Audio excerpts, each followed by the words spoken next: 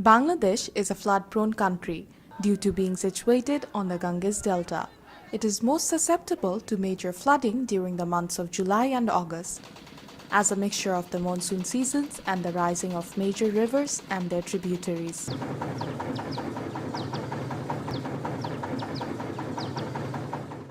This year, intense rainfall in the northern part of the country has inundated 17 of the country's 64 districts. According to sources, around 2 million people were affected by this flood, and about 500,000 were left homeless.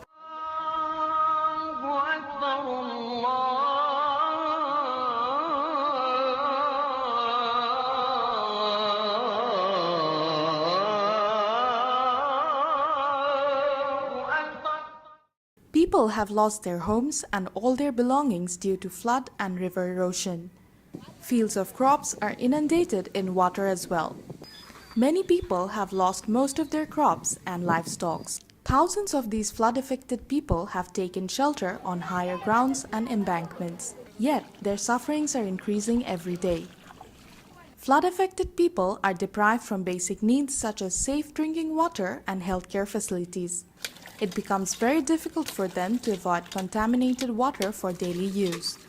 Sources of safe water such as tube wells are also submerged in contaminated water.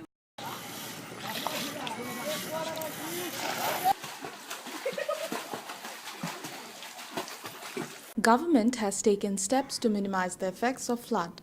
Besides that, many non-governmental and the United Nations World Food Programme are also taking immediate measures to end their sufferings.